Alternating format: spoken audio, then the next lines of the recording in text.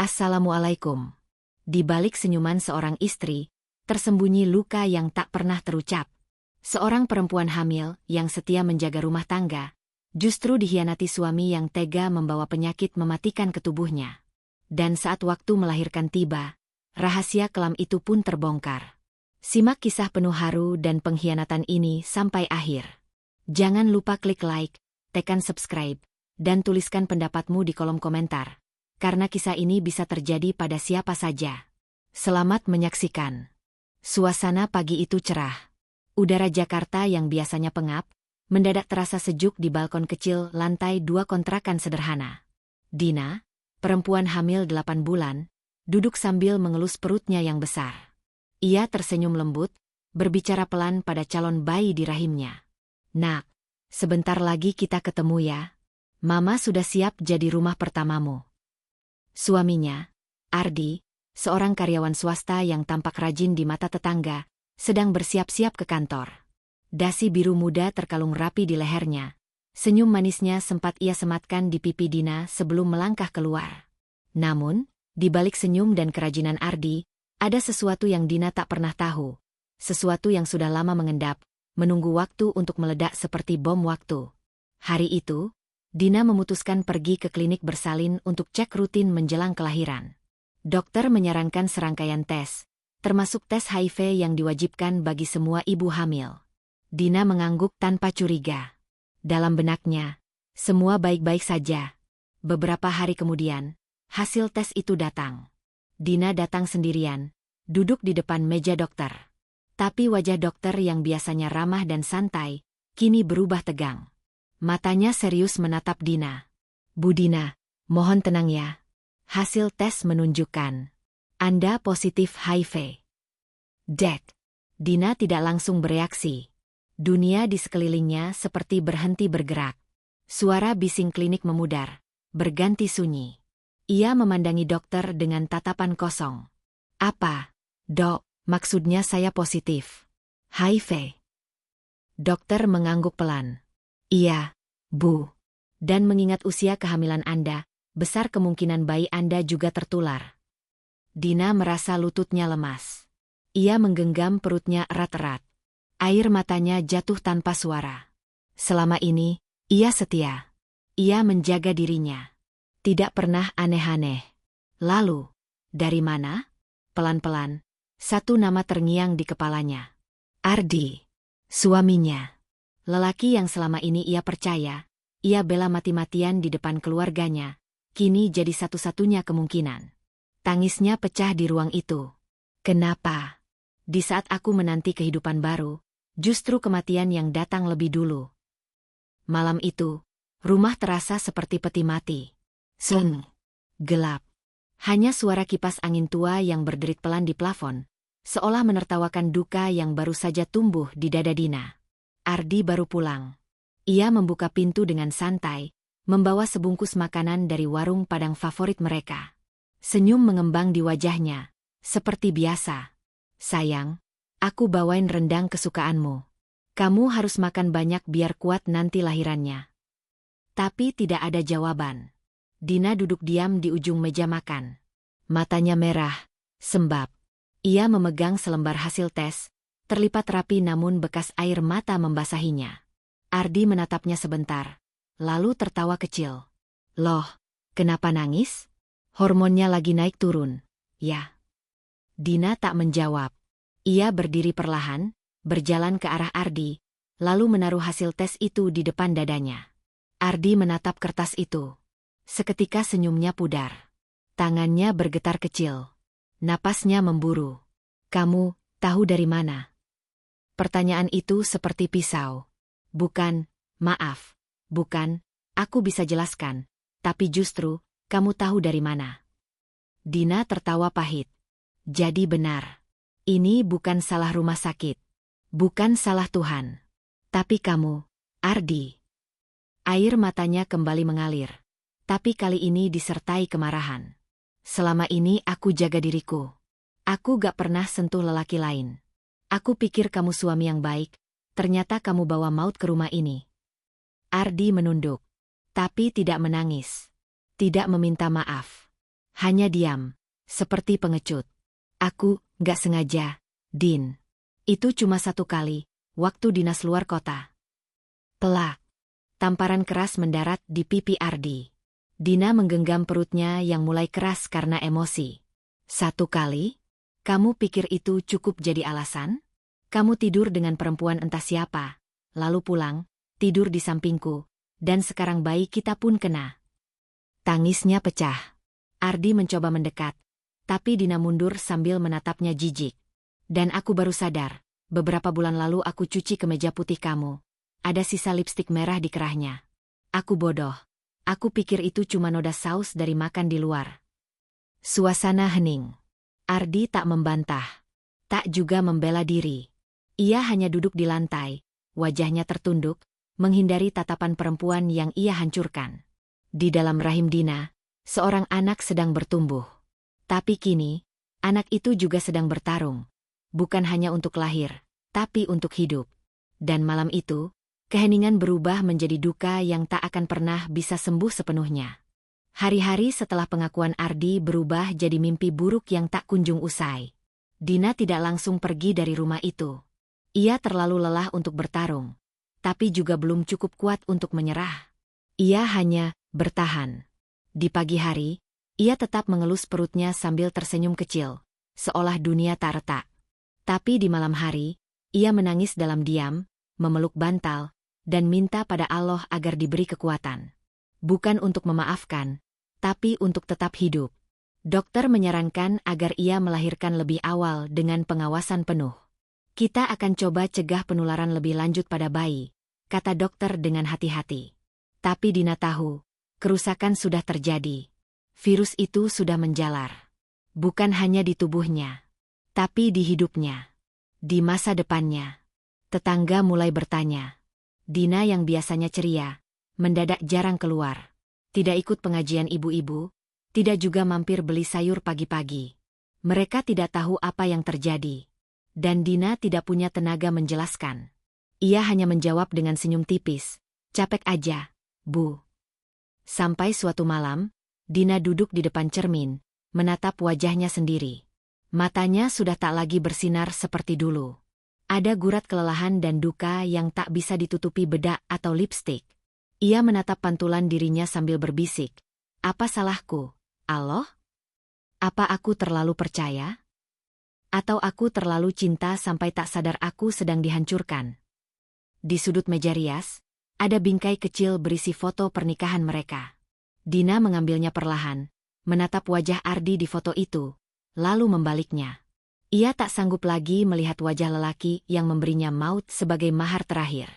Esok harinya, Dina mulai mencatat satu demi satu nama rumah sakit yang punya layanan pendampingan untuk ibu dengan HIV. Ia tahu, mulai hari itu, hidupnya akan berubah. Ia harus kuat. Bukan demi Ardi, tapi demi dirinya sendiri. Dan demi seorang anak kecil yang belum sempat lahir, tapi sudah menanggung luka dari dosa yang bukan miliknya. Pagi itu, langit Jakarta tampak sendu. Awan kelabu bergelayut, seakan ikut menyimpan kecemasan yang membekap hati Dina. Suara rintik hujan turun perlahan saat mobil ambulans kecil membawanya ke rumah sakit. Perutnya sudah mulas sejak subuh. Tapi bukan hanya rasa sakit yang menggerogoti, melainkan rasa takut. Dina menatap jendela kaca dengan tatapan kosong. Ia tak ditemani siapapun. Tidak oleh Ardi. Tidak juga keluarganya. Karena ia memilih untuk tidak memberitahu siapapun. Baginya, beban ini tak perlu jadi aib yang diwariskan. Suster menyambutnya dengan sigap. Protokol segera dilakukan. Sarung tangan, masker rangkap, ruangan isolasi khusus. Semua terasa seperti prosedur untuk tahanan, bukan untuk ibu yang hendak melahirkan. Tenang ya, Bu Dina. Kami akan lakukan yang terbaik, ucap bidan muda yang dari suaranya terdengar gugup. Dina hanya mengangguk. Napasnya makin memburu. Kontraksi datang lebih sering. Tapi di antara rasa sakit itu, pikirannya terus melayang ke bayi dalam perutnya. Bagaimana kalau bayi ini menangis hanya untuk nanti menderita? Bagaimana jika dunia tak mau menerimanya? Sama seperti mereka yang membuang orang sepertiku? Tangis dan teriakan mulai memenuhi ruangan. Dina menggenggam erat ranjang, mencoba menahan rasa sakit yang rasanya seperti diremukkan dari dalam. Tapi ia tidak menangis. Tidak berteriak. Ia sudah terlalu sering sakit. Hingga rasa ini, baginya, hanya babak lanjutan dari luka-luka sebelumnya. Beberapa jam kemudian, suara tangis bayi akhirnya pecah. Nyaring. Kuat. Sebuah suara kehidupan. Di tengah duka. Suster mengangkat bayi mungil itu. Anak ibu laki-laki. Sehat. Secara fisik. Dina tersenyum samar. Tapi ia tahu, perjuangan baru saja dimulai. Tes lanjutan akan dilakukan. Mereka harus tahu, seberapa dalam virus itu menancap di tubuh kecil bayi itu. Beberapa hari kemudian, dokter memanggil Dina ke ruangannya. Di sana, hasil awal dari serangkaian tes sudah tergeletak di atas meja. Dokter menarik napas panjang, lalu berkata pelan, "Bu Dina, kami harus bersikap jujur, bayi ibu positif HIV." Dina tak langsung bereaksi. Ia hanya memejamkan mata, lalu mengusap pelan dahi anaknya yang tertidur di pelukannya. "Tak apa, nak, kamu tidak sendirian. Mama akan tetap jadi pelindungmu. Walau dunia akan menjauh, Mama akan tetap di sini." Dan di ruang putih itu, di tengah sunyi rumah sakit, seorang ibu menyegel janjinya. Untuk menjadi benteng terakhir bagi anak yang bahkan belum mengerti arti dari penyakit yang telah diwariskan oleh kelalaian seorang ayah. Hari itu, matahari bersinar terang. Tapi di dalam hati Dina, tak ada cahaya.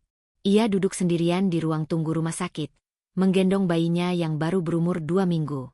Matanya lelah. Tapi ada satu hal yang belum ia lakukan, dan ia tahu waktunya tak bisa ditunda lagi. Ia harus memberitahu keluarga. Bukan karena ingin mencari pembelaan, tapi karena ia tahu, pengobatan anaknya butuh dukungan. Ia tak bisa sendiri. Dengan tangan gemetar, ia menelepon ibunya. Suara di seberang terdengar ceria, tak tahu badai besar tengah menghampiri. "Assalamualaikum, Dina, gimana bayinya, nak?" "Waalaikumsalam, Bu, sehat, alhamdulillah." Suara Dina nyaris tak terdengar. Ia menahan isak. "Ada apa, Dina?" tanya sang ibu, kini mulai cemas. Dina menarik napas dalam-dalam. "Bu, aku mau bicara sesuatu. Tapi ibu harus tenang, ya." Ia lalu menceritakan semuanya. Hasil tes HIV, kondisi bayi, bahkan pengakuan Ardi yang selama ini ia tutupi. Di seberang, suara ibunya langsung pecah dalam isak. "Ya Allah, Dina, kok bisa? Kamu dari mana kena itu, nak?" Dina menjawab lirih, "Bukan dari aku, Bu. Ardi yang bawa penyakit itu ke rumah ini. Dokternya bilang, virus ini masuk dari hubungan seksual. Aku cuma pernah sama suamiku. Aku gak pernah macam-macam." Ia mengirimkan hasil tes via WhatsApp, lengkap dengan surat keterangan dari dokter.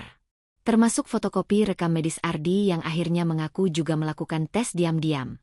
Dan hasilnya, positif sejak beberapa bulan sebelum Dina hamil. Ibunya terdiam.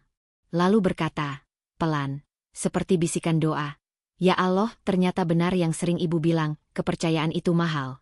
Dina, tapi kamu gak salah. Kamu hanya terlalu sayang." Setelah itu, keluarga datang mengunjungi Dina. Tangis pecah di rumah sakit. Tapi tidak ada caci maki. Hanya pelukan, air mata, dan kata-kata penyesalan karena terlalu lama diam melihat Ardi sering pulang larut malam. Terlalu percaya bahwa menantu mereka adalah suami yang baik. Di malam yang sama, Dina menulis sebuah catatan harian untuk anaknya. Tangannya gemetar, tapi tulisannya rapi. "Nak, kalau kelak kamu membaca ini, ketahuilah bahwa kamu bukan anak yang tercemar. Kamu adalah anak yang lahir dari luka, tapi Mama akan pastikan kamu tumbuh dengan cinta. Dunia mungkin tidak adil, tapi Mama akan berdiri di depanmu setiap hari." Dan untuk pertama kalinya, Dina tidak menangis karena takut. Ia menangis karena merasa kuat. 3 bulan telah berlalu. Dina mulai terbiasa dengan rutinitas baru. Kontrol rutin ke rumah sakit, menyiapkan susu khusus untuk bayi, dan menjaga ketat semua alat makan dan sentuhan yang harus steril. Ia tak lagi takut akan tatapan orang. Yang ia takutkan hanya satu, jika suatu hari ia tak bisa mendampingi anaknya sampai dewasa. Tapi ada satu hal yang belum selesai. Ardi. Ia tidak pernah benar-benar meminta maaf. Setelah malam pengakuan itu, Ardi hanya menghilang. Kadang mengirim uang lewat rekening. Tanpa kata-kata. Tanpa penjelasan. Seolah uang bisa menambal luka yang ia timbulkan. Hingga suatu hari, Dina menerima pesan dari nomor asing. Aku mau ketemu. Hanya sekali. Aku tunggu di taman belakang masjid jam 4 sore. Dina datang. Ia duduk di bangku panjang kayu, di bawah pohon ketapang. Di depannya, Ardi datang dengan wajah lebih tirus, kulitnya agak pucat. Ia terlihat jauh lebih tua dari usianya. Terima kasih udah datang, ucap Ardi pelan. Dina tidak menjawab. Ia hanya memandangi lelaki itu. Bukan dengan marah, tapi dengan pandangan kosong. Seperti orang yang sudah selesai mencintai, dan juga selesai membenci. Aku salah, Din. Tapi aku gak tahu harus gimana. Aku takut. Malu. Kamu gak takut waktu melakukannya. Tapi kamu takut waktu melihat akibatnya. Ardi tertunduk. Aku gak minta dimaafkan. Aku cuma pengen lihat anak kita. Sekali aja. Dina menggeleng. Kamu punya hak sebagai ayah. Tapi kamu tidak punya hak untuk merusak lebih dari ini. Lihat dari jauh saja. Dan ingat, setiap kamu lihat wajahnya, lihat juga wajah semua keputusanmu yang salah. Air mata Ardi jatuh. Tapi Dina tetap tenang. Tidak tersentuh. Aku akan rawat anak ini. Sendiri. Bukan karena kamu gak mampu, tapi karena aku tahu. Aku tak bisa percaya orang yang tega menyakiti keluarganya sendiri.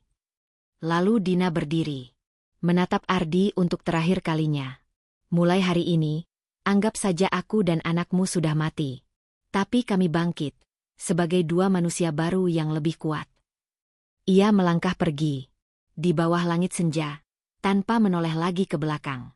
Waktu berjalan cepat, meski bagi Dina, setiap harinya tetap terasa panjang. Setelah melalui banyak penolakan dan bisik-bisik tetangga, Dina memutuskan untuk berhenti diam. Ia tahu, dirinya tidak bisa terus bersembunyi di balik tembok rumah, sementara banyak orang di luar sana mengalami hal serupa, sendirian, dan tanpa arah. Itulah mengapa Dina mulai mendatangi pertemuan komunitas. Di sebuah rumah singgah yang tenang di pinggiran kota, ia bertemu orang-orang yang senasib. Mereka menyebut diri mereka keluarga Odha, orang dengan HIV dan AIDS. Di sana, Dina tak lagi merasa sendiri. Ia bisa menangis tanpa takut dihakimi. Ia bisa tertawa, berbagi tips soal pengobatan, bahkan menyemangati ibu muda lain yang baru menerima diagnosis mereka. Pelan-pelan, Dina mulai aktif, mendampingi, mengedukasi, dan bahkan mengisi seminar kecil di puskesmas tentang pentingnya tes HIV sejak dini. Kalau bukan kita yang bicara, siapa lagi? Ucapnya suatu sore, di hadapan para relawan muda. Sementara itu, Alvan, anak yang dulu lahir dalam luka, tumbuh jadi anak yang penuh semangat. Ia kini duduk di bangku kelas 2 sekolah dasar. Rambutnya selalu rapi, dan di matanya ada cahaya kecil yang tak pernah padam. Setiap malam, sebelum tidur, Dina membacakan cerita untuk Alvan. Bukan cerita tentang virus. Bukan juga tentang masa lalu.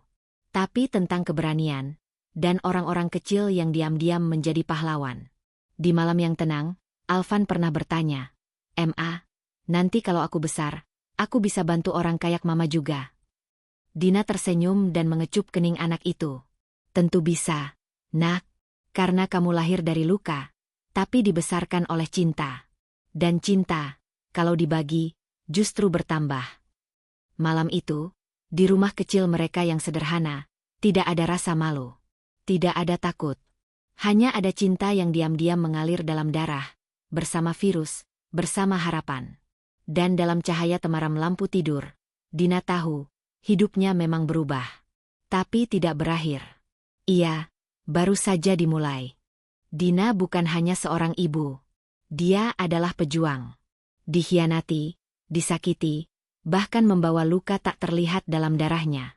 Tapi ia memilih untuk berdiri, bukan hanya demi dirinya, tapi demi anak yang lahir dari luka. Kalau kisah ini menyentuh hatimu, bantu kami menyebarkan pesan ini. Klik like, subscribe untuk cerita-cerita nyata lainnya, dan tuliskan di komentar. Apa arti kesetiaan jika tak dibalas dengan kejujuran? Terima kasih sudah menonton.